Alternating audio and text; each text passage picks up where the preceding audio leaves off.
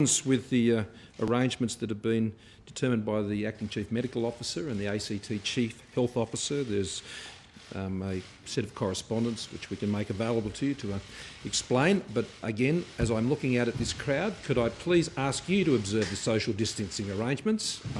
Shouldn't really have to keep reminding people about these things, and it's very important that that occurs whether we're meeting in the courtyard or any other place. So thank you for your cooperation with that. Welcome, Treasurer. It's nice to have you here, and to everyone in particular in Melbourne and across Victoria. We continue to stand with you each and every day, and while today is about making announcements in relation to JobKeeper and Jobseeker, I can confirm that I've spoken with Commodore Hill overnight and Lieutenant General Fruin again this morning. The ADF resources are in place in Victoria now, working closely with the Victorian Government, making some real ground in terms of the arrangements they're putting in place. I intend to speak to the Premier later today and have been in regular contact, as you would expect. But today it is to address the other significant element of the crisis and the challenge that our nation faces. We have always been addressing this crisis as a dual-headed one. The health crisis and the economic crisis, the COVID-19 recession that it has become, as well as the COVID-19 pandemic and our national response to both of these challenges. All throughout these crises, we have maintained a disciplined focus on the principles that we have set out for dealing with each of them. In the economic area, ensuring that our measures are scalable, that they're targeted, that they're measured, that they're tempered, that they're temporary, that they're addressing the information as we know it. One of the great challenges that all countries are facing in dealing with the COVID-19 pandemic and the recession that has been consequential to that has been that things change, and they change quickly. And there is always new information, and while you seek to give as much forward planning as you possibly can to help businesses and individuals, households, families to be able to plan for their future, I think there is a genuine understanding in the community that this is a virus that will plot its own course, and it will have it and wreak its own havoc where it will choose to do so. What we're in charge of is our own response, and we need to calibrate that response carefully and to ensure that we're using the best possible information and advice to do that when we're making those decisions. And it is always a trade-off by giving people as much time as you can, but also waiting to ensure you get as much information as you can in to assess the effectiveness of your measures and how you can appropriately adjust them for the next phase. And that is indeed what we've sought to do here. As a government, we've been very focused on providing practical problems to practical solutions, I should say, to practical problems. That has been our focus. All options are put on the table. Careful consideration is applied, and we will deliver what is practically needed, whether that's directly from the federal government at a Commonwealth level, or it is in providing the supports into the states and territories as they need it to deal with the challenges that they are facing. Another important principle has been that we've been working together. Sure, there will be differences from time to time between states and territories, and there have been those. But what we've also demonstrated is a federation that has been prepared to work together through some of the most difficult times and to provide the support that is needed, to share the information that's necessary and to give each other the encouragement, support. And that is true as a national population. As I know, where the people live in Western Australia, the Northern Territory, Tassie, right across the country, they are as equally, I believe, concerned about the welfare, particularly of Victorians and those across the border towns at the moment, across the Murray, and in those outbreak areas that we've seen in New South Wales. What we've also said is that we don't set and forget when it comes to these arrangements. We continue to look at them and we continue to calibrate them to ensure they're being effective. And where they need to change, we'll change them. Where they can work better, we will make those changes.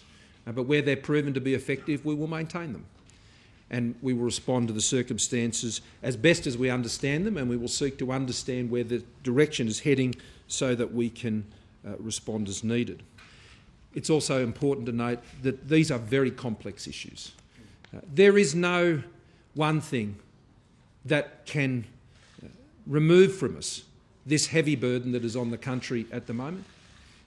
All things have to be pursued. All partners have to be worked with to ensure that we can put Australia in the best possible position that we possibly can. And it is true to say, despite the hardship that is being felt, particularly in the southern states, in Victoria and New South Wales, that Australia's performance has been a standout around the world, both from a health perspective and from an economic perspective, because we have always seen the task to address both of these issues, and we will continue to do so going forward. And finally, before I come to the measures, I said this yesterday, Australia is a country that just doesn't look to survive these things. We don't go through challenges with our heads looking down, overwhelmed by the circumstances. That is not who we are. Who we are is an innovative, adaptive people, supporting each other, reaching out to each other, drawing us all through, not for survival, but to be on the other side in a position where we can emerge strongly. We've been saying that since the outset, and we're seeing that in the responses of Australian businesses, their employees, families, health professionals, bus drivers, checkout workers, right across the country. They are all doing their job, and they will keep doing their job. Now, something that's been doing its job in recent months has been JobKeeper, and that is what the JobKeeper review found. JobKeeper is doing its job and will continue to do its job through the decisions we are announcing today. Already, just over $30 billion has been provided in support through the JobKeeper program to almost 1 million businesses, 960,000 thereabouts, supporting some 3.5 million employees. The review has found, and I'll allow the Treasurer to go into more of the details of this, that it has been well targeted, that it has been effective in stemming the loss of business closures and job losses, that it has saved businesses and it has saved livelihoods. That is the feedback that I've been getting direct as I've spoken to Australians, employees, employers all around the country. It has been the game changer for them. Their businesses would not be here, their jobs would not be there, were it not for the intervention and the way it was undertaken so quickly and so effectively. The report recommends that we should continue JobKeeper, and we shall, but it needs to be done in a way that is responsive to the circumstances, that it needs to be done in a way that is aligned with changes that we make to Jobseeker, and it needs to be reflective of the conditions and how they can change. And we have built always into the design of JobKeeper that potential. When I was asked here a little while ago about what was occurring in Victoria and would we be having a specific set of measures for Victoria, well, there was no need, because JobKeeper is designed to reflect where businesses are hurting the most. And that's what the extension of the JobKeeper arrangements do today.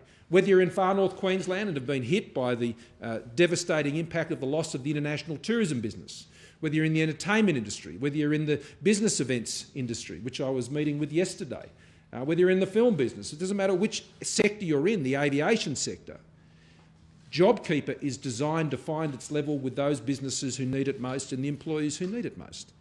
And it has been apparent to us for some time that there will be businesses who will continue to be affected heavily by those restrictions. And as a result, they'll be in a position to continue to get access to JobKeeper going forward. The changes that we're making are several. The first of those is to apply the JobKeeper test for the 30% turnover reduction across the past 2 quarters and into the next quarter for continuing eligibility out to the end of March of next year. So there'll be the next quarter after September, and then there'll be the March quarter. And in both cases, businesses will have the test reapplied in relation to their turnover, and it'll be looking at their performance over this first 6-month period of the program, and that will provide, where it's needed, the gateway into the next phase of the program. The payment for JobKeeper will be reduced to $1,200 per fortnight, and there will be a lower payment for those working less than 20 hours a week of $750 at the changeover period towards the end of September. That will be revised again for the March quarter down to $1,000 for full rates at 20 hours a week or more, and $650 for less than 20 hours a week. Now, I want to address this issue of the dual payments.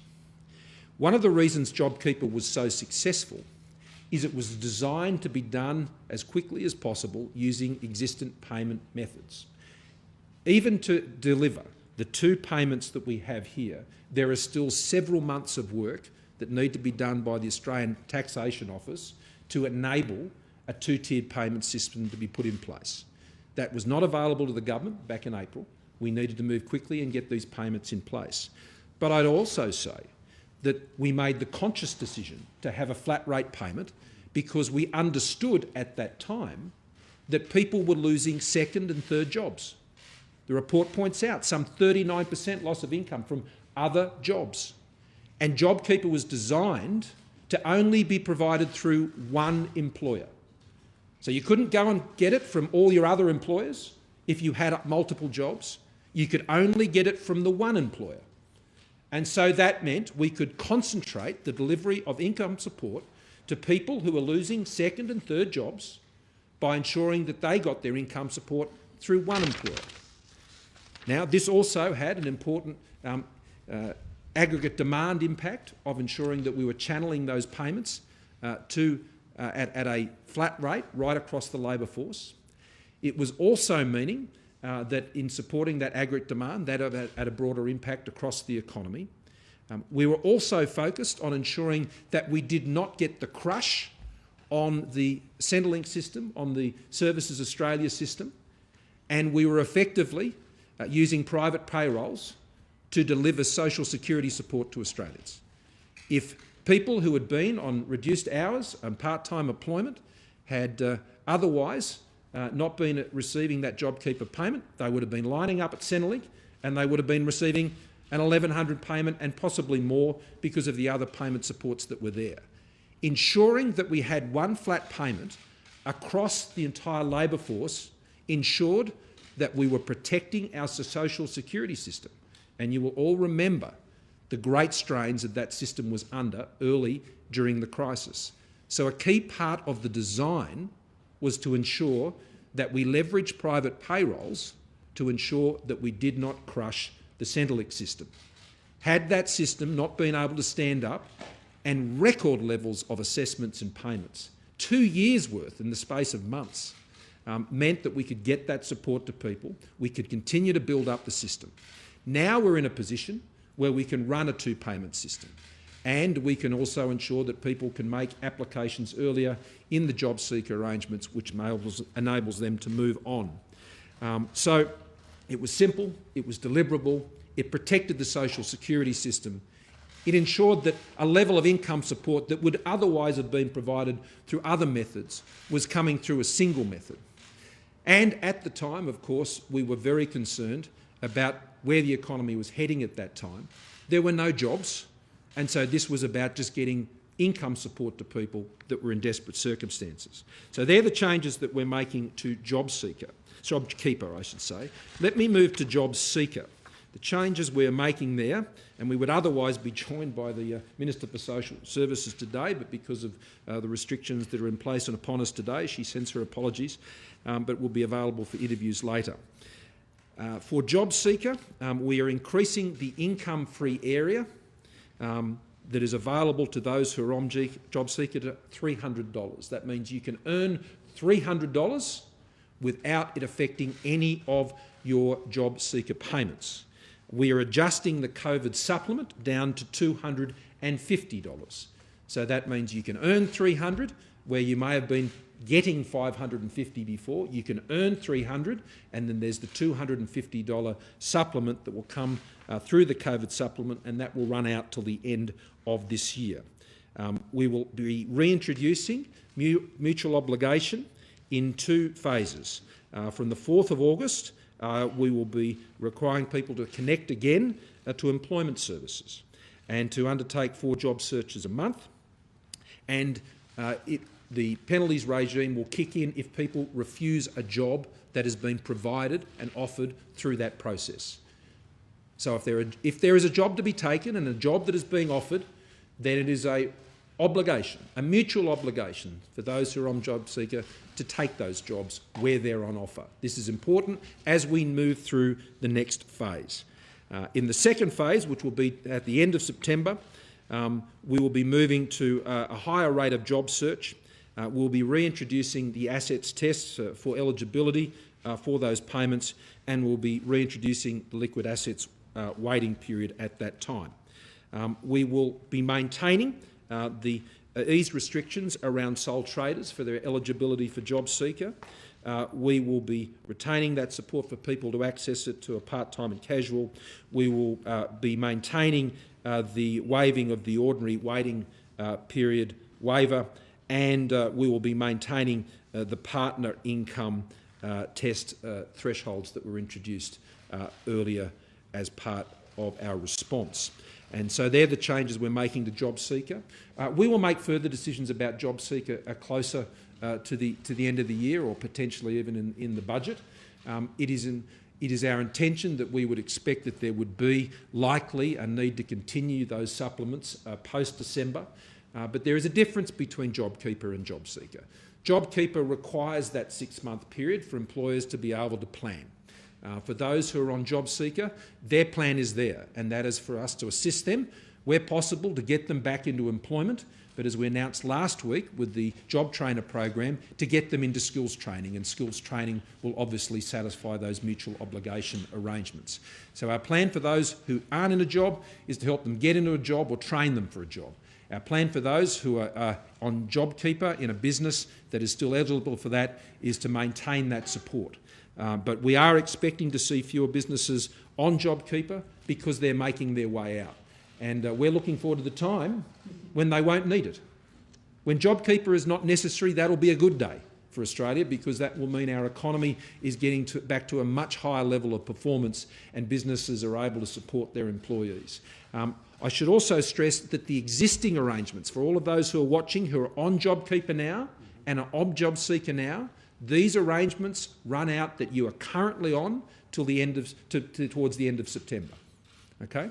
So you will continue to get those current arrangements now. If you're in Victoria and worried about being shut down, or you're unable to go to work or earn, the arrangements you're getting right now for JobSeeker and JobKeeper will be in place till the end of September. And that was also a recommendation of the review. Now, I apologise for the lengthy introduction, and the Treasurer has even further comments to make, so I'll allow him to do that. But this is about ensuring that we move to the next phase. We take the next step. This is the next step in our journey, and it's the step on the journey that is back to keep Australia in a position where we have been able to mitigate, we've been able to prevent the worst of the impacts of this crisis wherever possible. And we will continue to work night and day to ensure that's the case. Treasurer. Thank you, Prime Minister. Well, coronavirus has hit the Australian economy harder than any other event in the last 100 years. Between February and May, more than 2 million Australians either lost their jobs or saw their hours reduced. Now, the official unemployment rate stands at 7.4%, but the effective unemployment rate is at 11.3% when you take into account those who have left the workforce or those who are on 0 hours. As we stand here today, 5 million Victorians are in lockdown. And it's against the backdrop of that very difficult and challenging economic environment that we are announcing the extension of JobKeeper. JobKeeper 2.0, together with the extension of the coronavirus Jobseeker supplement, will assist Australians right around the country. As the Prime Minister alluded to, Treasury undertook a review of the JobKeeper program at the midway point. It was legislated for 6 months, and they undertook a review at the midway point. They found that JobKeeper, which is the single largest economic measure that any Australian government has ever taken, has supported some 960,000 businesses and 3.5 million workers. It comprises around 30% of the pre-COVID private sector workforce. And Treasury's review found that JobKeeper met its three primary objectives, namely to save jobs and businesses, to maintain the formal connection between employers and employees, and to provide income support. It cited ABS data that 44% of businesses on JobKeeper said that JobKeeper influenced their decision to keep their staff on. It has a number of cameos from various businesses on JobKeeper who have said that the JobKeeper program is why they remain open today. Importantly, the review also records females received, they made up 47.1% of the recipients under JobKeeper compared to 44.9% of the private sector workforce, and that JobKeeper helped stabilise the loss of jobs across the economy. In the 4 weeks to mid-April, payroll jobs decreased by 8.1%, and after JobKeeper, jobs started to stabilise.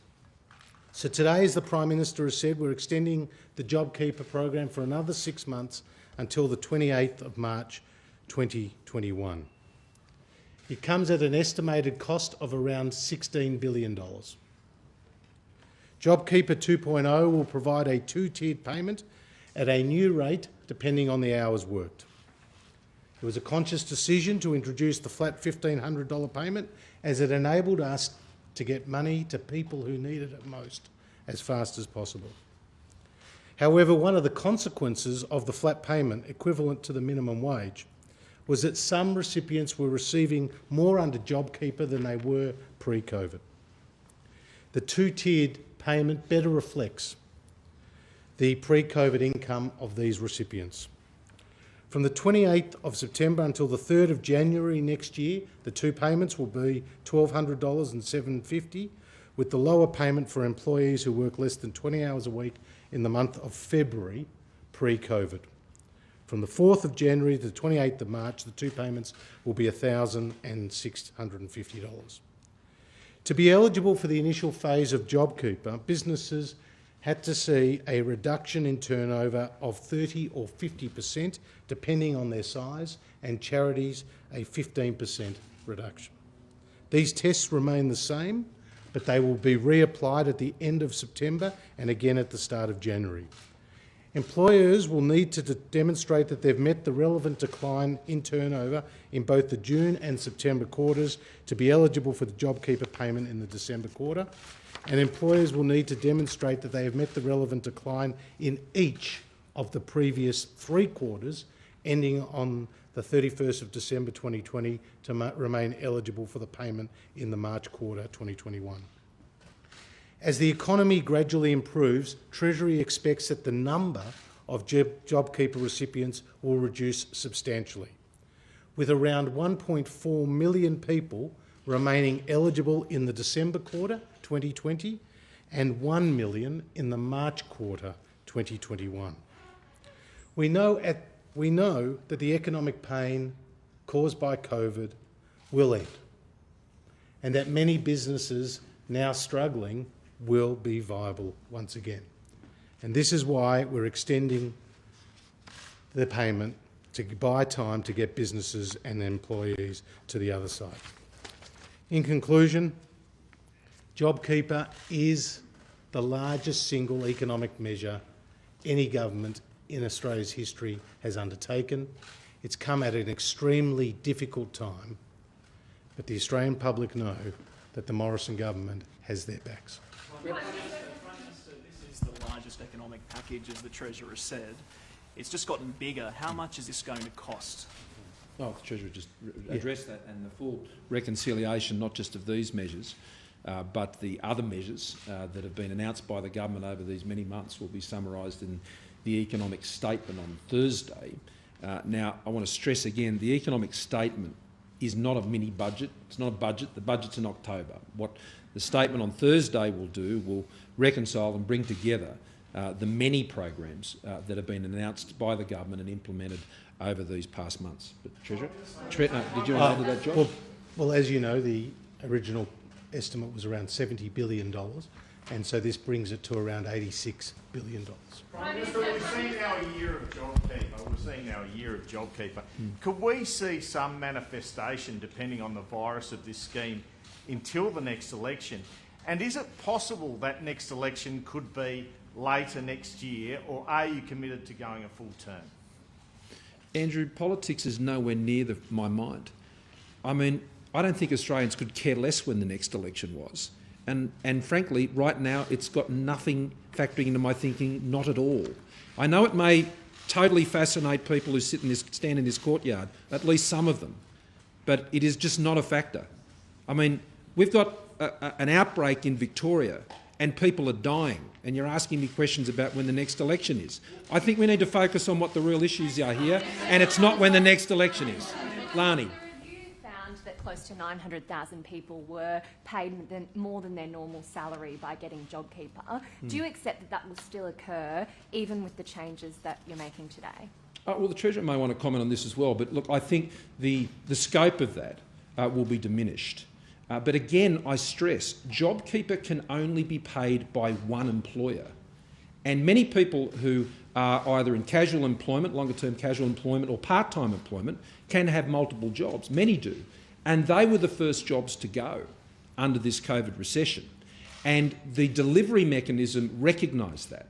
So while they mightn't have got any income support from the other jobs they were working for, that was channelled through the one employer they did do it through. But by moving to a two-payment system, because we're in a position to be able to do that now, and we've been able to extend and boost the capability of Services Australia to respond to the crest, because we will now have people who are on a lower payment, on the $750 payment or the $650 payment. They will also have an eligibility for Jobseeker as well. Now, had we not done that earlier, they would have been getting JobKeeper and applying for Jobseeker at exactly the same time, putting inordinate stress on the Jobseeker system. And so we are now in a position, having bolstered our systems over the last months, to enable a two-tiered payment to be put in place, which will diminish those outcomes that you've mentioned. But Josh? Well, thanks, PM. Forecasting is difficult at the best of times, let alone in the middle of a pandemic. It's Treasury's forecast that that income transfer will be halved under the new arrangements with the two-tiered payment. Bearing in mind, as the Prime Minister has said, 39% of jobs lost across the economy were secondary jobs. So the income transfer numbers that the Treasury paper refers to does not take into account how many people lost a second job, nor does it take into account that under the flexible industrial relations changes that came in with JobKeeper, some employers and employees agreed for the employees to do more hours. And so they were doing more hours, which meant that they were making up for that otherwise income transfer. What's the logic in reducing the JobKeeper rate just after Christmas and removing that Jobseeker supplement? Isn't that at Christmas? Isn't that a very tough time to be reducing the payments to those people? Well, as I said earlier, we'll be making further announcements about what happens with Jobseeker post-December in a few months. We need to make those decisions closer to the time to have a better understanding of where the economy's at, remembering that the Jobseeker arrangements has more of an impact on incentives in the labour market. JobKeeper does not have those same disincentives, and particularly given the redesign that has been put in place because it now can be done. And so we want to be in a position to better assess where the situation is closer to the end of the year. We have always said that the JobKeeper and the Jobseeker COVID supplement were temporary measures. And I think Australians understand that. They know that a current scheme that is burning cash, their cash, taxpayers' cash, at the tune of to some $11 billion a month cannot go on forever. Australians understand that. They also understand that the Jobseeker at the elevated levels cannot go on forever. It was introduced at those very highly elevated levels because of the severe economic situations that were in place and the fact that there were no other jobs at all out there for people during those times, and we wanted to boost that level of income support both for the economy but also obviously to reduce hardship for individuals themselves. And so it has always been our view that it has to taper back, it has to scale down. We have to work ourselves off these supports because they are not enduring, they cannot be permanent, they were never designed to be permanent. And in terms of longer term arrangements around income supports, well, those decisions we made at another time. What we're dealing with now is the next couple of months, which the JobKeeper review said these arrangements should stay in place until, it's the 25th of September, I think it is, and that the Jobseeker arrangements and JobKeeper should move in sync. And so we'll be looking at that issue with Jobseeker closer to that time. But I want to be very clear. I am leaning heavily into the notion that we would anticipate, based on what we know right now, that there would obviously need to be some continuation of the COVID supplement post-December. Yeah. Andrew? No, I think you've had your question, Andrew. Andrew? Yep. Prime Minister, you've told us that mutual obligation is going to return in some form in August. What do you say to those people who think that would be quite a burden, given that it's not an uncommon story to hear people applying for jobs where there are hundreds applying for the same job? And what flexibility will there be for states like Victoria or possibly other regions in months ahead, heaven forbid, that do have substantial lockdowns? Well, again, this is why the design of the scheme, I think, it finds its level wherever a state or a particular area is. And the immediate, more immediate elements of the mutual obligations, no, I don't believe are onus. It's looking for 4 jobs a month, and it is to re-engage with employment services, and it is to not refuse a job if you're offered one. Now, I think they're very fair expectations that taxpayers should have. I can't even nominate a conversation that I have had that I recall where Australians have not wanted to help other people in these circumstances. But it's not unreasonable once we get into this next phase for there to be some basic requirements, and I think the ones that are initially coming in are very fair and reasonable. Remember last week though, and I stress this, we understand that there are fewer jobs available for people now. Of course there are, that's obvious. That's why we put in place the $1 billion boost to training programs last week with the states. And since I've stood here last week, Victoria have indicated they'll be coming on board. So that's 7 states and territories that are signed up to that program. And that will mean that there will be training opportunities for people to upskill, reskill, to get themselves in a position, if not in the next couple of months, but perhaps later, to be able to get themselves in those positions. So the job trainer works with Jobseeker, which works with JobKeeper. All of these programs are designed to work together to give people the help they need. Phil and then Shane. And then, okay. So you may have partly answered this in Lani's question. I just wonder if you could clarify. The Treasury said that Jobseeker should be reduced so it's no higher than JobKeeper, so it doesn't act as a disincentive. The new levels, the Tier 2 level of JobKeeper is slightly lower than the new Jobseeker. Is that contrary to Treasury's advice that people would rather stay on Jobseeker than JobKeeper, or you said people would be able to do both on the lower tier? Could you explain that? Well, they've been reduced by commensurate amounts. Yeah. They've both been reduced by $300. So they've been reduced. So the existing complementarities have been maintained with the new arrangements. And remember that on Jobseeker, it's just not that payment that people receive, and there will be cameos that you'll have available to you which demonstrate with rental assistance and other payments. Even with these changes, families or those depending on their dependents and other circumstances will continue to be getting support above what those basic Jobseeker arrangements are. JobKeeper. Is that the point? It all depends on people's circumstances, Phil. I mean, it's how complex the social services system is, and so depending on where people's circumstances are, level of need, then there are a range of other payments they're entitled to. And so it has, one of the reasons this has been a very complex exercise, it has not just been a matter of determining, well, what do you do with JobKeeper post-September? You need to look at the integration between JobKeeper and the welfare system. And you also need to look at the training system. And so these announcements we've made over several days, I think, should demonstrate that this is an integrated package. Shane? And then Claire. The 16 bill for that's the cost of JobKeeper. What's the cost of the Jobseeker extension?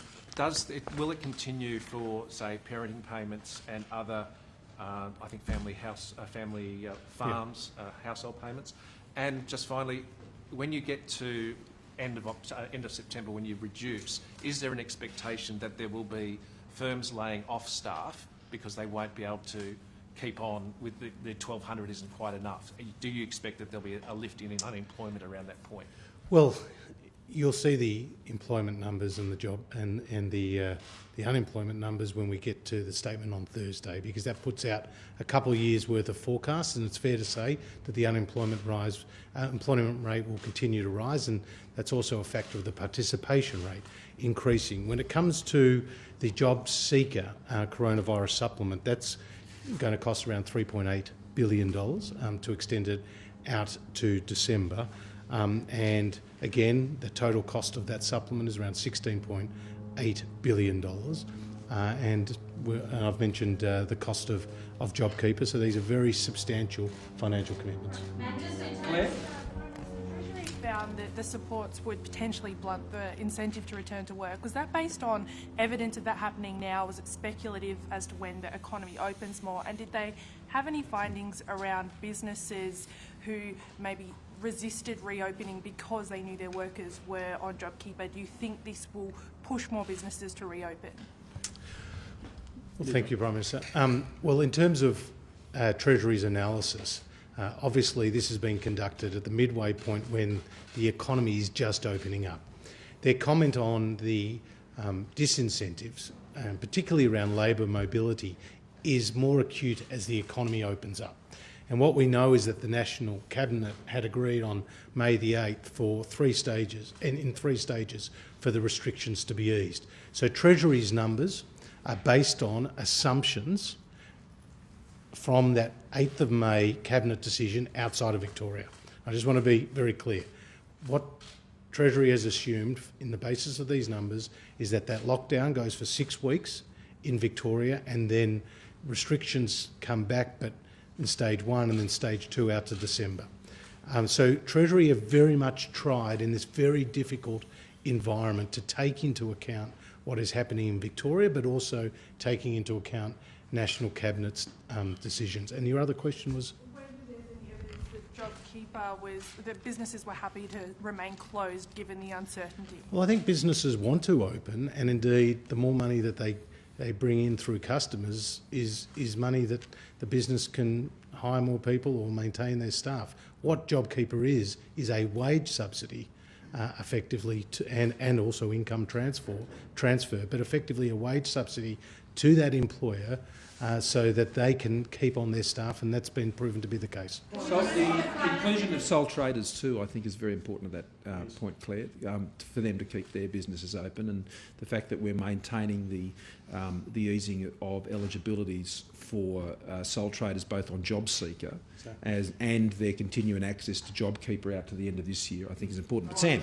Prime Minister, can we just step through the turnover changes to the test, because that's obviously important for businesses to know whether they're going to qualify or not. You've got 900,000 businesses now, 3.5 million workers. How many, they're reporting turnover monthly. You must have a fair idea of how many are going to be on this after that date. And also, in relation to the overpayment of casuals, it looks like you've overpaid them $6 billion. Now, I take your point that you're rolling out the system quickly, but do you think that $6 billion that you overpaid casuals at a rate of about $550 a fortnight could have been better spent? Well, as you know, that doesn't take into account the 39% of jobs that have been lost, which have been secondary jobs. It doesn't take into account what has happened in particular workplaces with more hours being worked under the flexible IR arrangements. But to your question, Treasury's forecast is, as I said, for the December quarter, 1.4 million recipients, of which about 175,000 would be on the $750 payment, and for the March quarter, about 1 million recipients, of which around 125,000 would be on the $650 payment. Well, just to pick up on Sam's point also, I mean, the alternative, Sam, was to not have those payments to those people at all. And so if you were a part-time worker or a long-term casual, the only option to us in those circumstances at that time is that they would not have received JobKeeper and they would have gone onto the Jobseeker queues, and that would have crashed the Jobseeker system. And we're in a position at the end of September to put that two-tiered payment in. So no, I wouldn't agree that that was something that could have been done differently or better, because the alternative would have been to leave people exposed and potentially a stress on the government services system, Service Australia system, that could have proved absolutely chronic for that system to be able to work through the unprecedented demand they were receiving for those who were going to have to rely on the Jobseeker system. On the poverty impact of reducing the Jobseeker payments, there's been that prediction that it could send, hundreds of thousands of families with children into poverty. What's the impact of taking it down to 8.15? Well, that's not our advice, and what we've done on Jobseeker is to increase the income-free area, which is a really important part of the change. We know there's not a lot of work out there, but where there's some work, we don't want people to take that work because they're on a Jobseeker payment and think that will threaten it. And so this will enable people to take a bit of work where they can get it and not have that threaten their Jobseeker payment. And we think that's really important for the certainty of those individuals who want to work. I mean, Jobseeker and JobKeeper are not do-nothing payments. Jobseeker and JobKeeper are payments that support people's income, but also are not designed to prevent them from going out and seeking work and to improve their circumstances. I mean, I was in my own electorate yesterday, and in my electorate, we have more Qantas employees than any other electorate in the country. They've obviously been devastated by the impacts on the aviation sector. I've got pilots who are working stop-go signs, working at distribution centres. They're also continue to be connected to their employer, and they'll fly again one day, but in the meantime, they're not seeing JobKeeper as do-nothing money. They're seeing it as a very helpful income support that keeps them connected to their business, but at the same time doesn't prevent them from going and doing other work that's out there. And so you've got to get the combination of these incentives right, and that's what we've attempted to do here. Here and then John, and then I'll come back. Yep. Prime Minister, you mentioned the aviation industry there. It's one of the industries that realistically isn't going to be back up on its feet by March. Live entertainment's another one that springs to mind, international tourism. Do you anticipate that there might be a need to extend JobKeeper beyond March for certain industries? Well, I think that's premature. I've said before, when we're only a couple of months into a 6-month program, now we're 3 months into a 12-month program, and I think where the world will be at the end of March is not something that we could speculate upon on this time.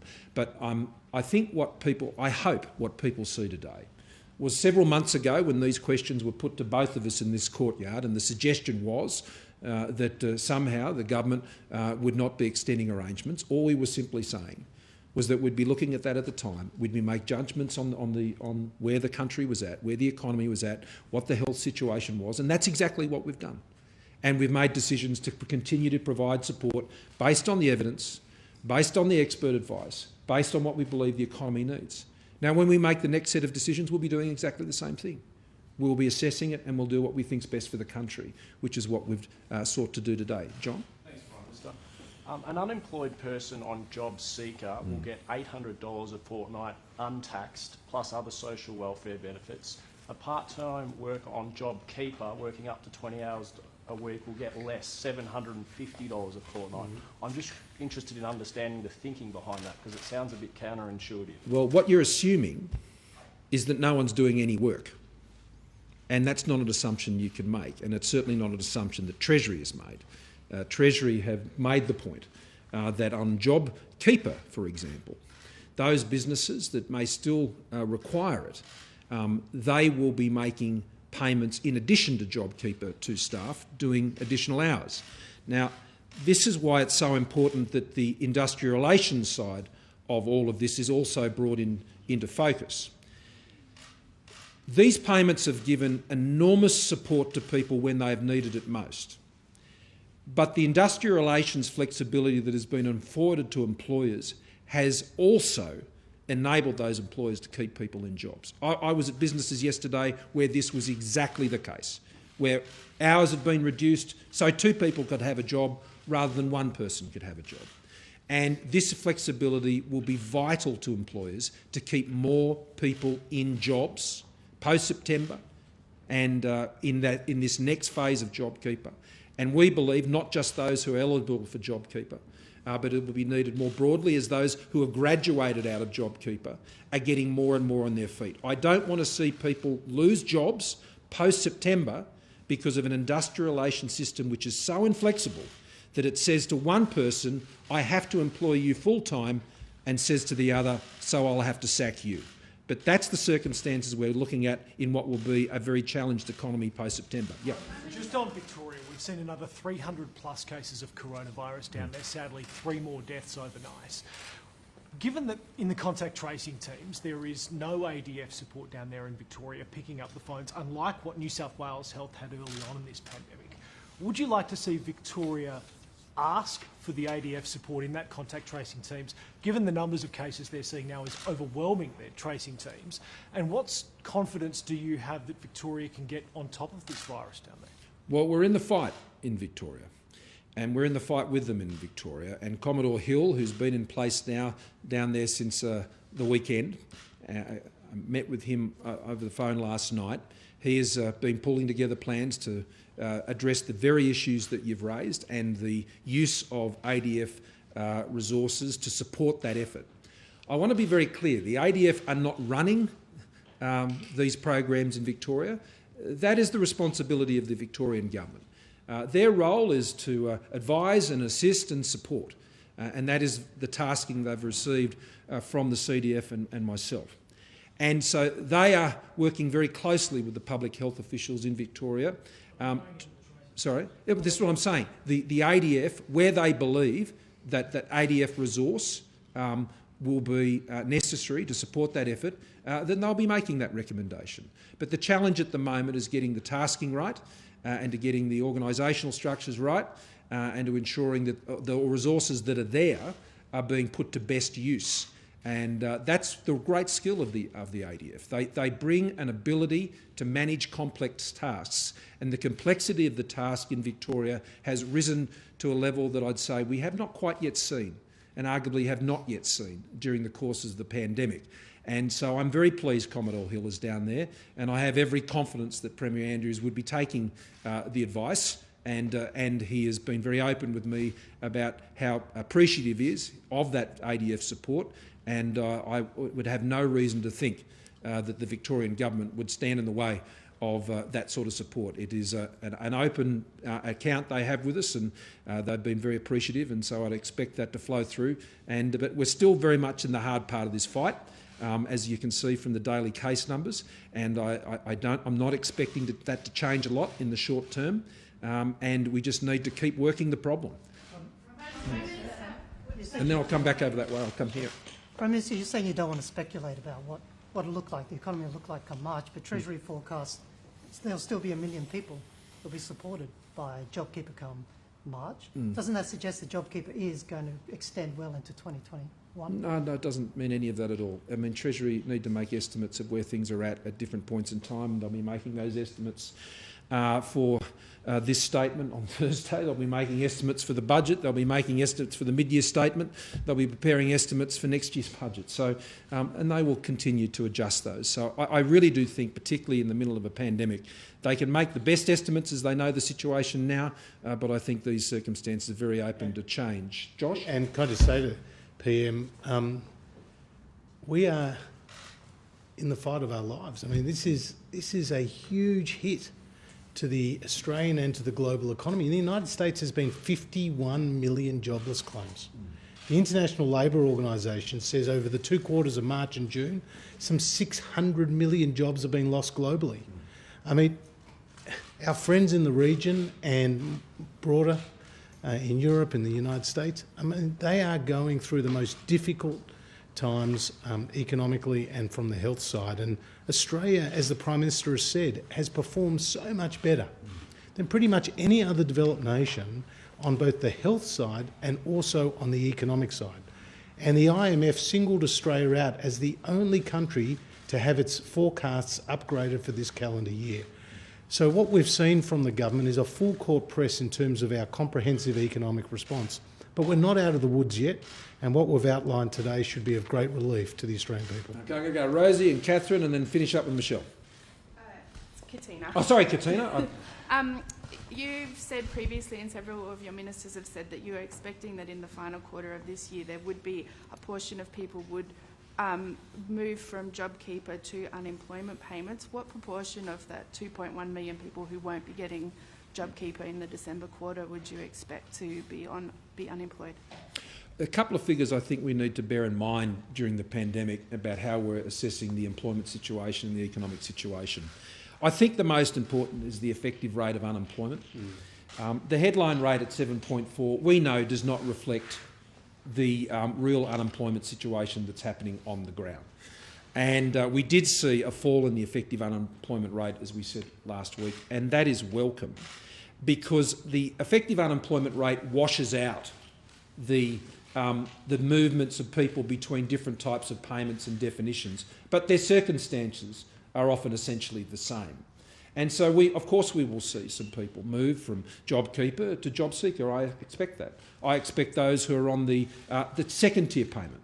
I expect to see quite a number of those come into the Jobseeker arrangement, and Services Australia has stood up that ability for applications to be made pretty much from now in advance. They won't trigger until circumstances are confirmed at a time when JobKeeper would terminate for that firm if they're in that situation or if they're at a lower payment. So I would expect that to happen. I would also expect, not because of JobKeeper, but we saw this decision recently with Qantas. I would expect businesses now, several months into the pandemic, to be making their own decisions now about those who are going to be continually working in their businesses. They weren't in a position to do that back in April, and that was one of the key reasons we did JobKeeper. We did it because no one knew what the next day would bring, let alone what the next month would bring. And we did not want to see businesses forced into the position to have to lay off workers, crystallising entitlements which would then create payments that would force them out of business as well. And you would have this snowball effect.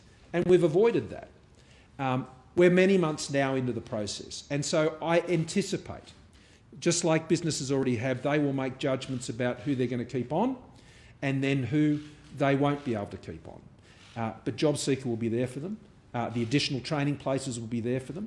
And the ability to move to those over the next couple of months, if that's what they need, that will be there for them. So let's keep focused on, I think, what is the effective rate of unemployment. Don't you agree, Josh?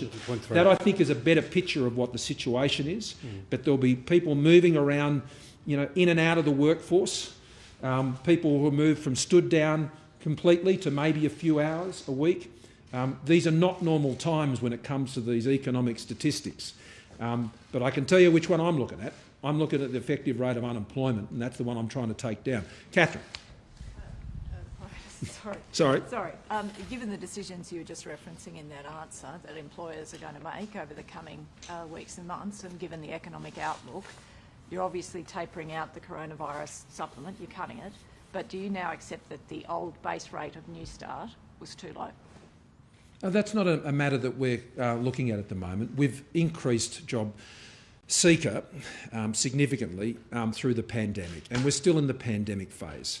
And given that we have certainly no intention of that going back to the original Jobseeker base payment, certainly by the end of December, and as I've flagged, I would be very surprised if we weren't to extend it beyond then I think those sorts of issues are not ones that the government is contemplating at this point. At some point, I imagine that will come into our calculations. But in the meantime, people are getting paid more on Jobseeker, and they will continue to get paid more for some considerable time yet. But with the changes we've made today, particularly the reintroduction of mutual obligation, connecting people back up to employment services, getting them into training, getting back into that mode, I think is really important. Getting people onto this next step. As difficult as things might be, we've got to get to the next step. We've got to keep moving forward. Michelle. You've emphasised a number of times the importance of more flexible industrial relations arrangements, and you're seeking to get these through the consensus talks that are going on. But if those talks don't produce something that goes far enough, or if they break down, are you willing to bring forward the industrial relations changes you believe are necessary? Well, when I stood up at the press club and first mentioned that longer-term process, Michelle, as well as as we've been working through these pandemic type arrangements, these temporary arrangements, I can assure you we'll put forward what we think is best for the Australian economy and for the Australian people. That's what we'll do. And we will seek to legislate that through the Parliament. We've been adopting a highly consultative approach, and I commend the Attorney and Industrial Relations Minister Christian Porter, and I thank Sally McManus and the whole dialogue that we've been having. But none of us are so naive to think that this will result in a complete agreement on all measures.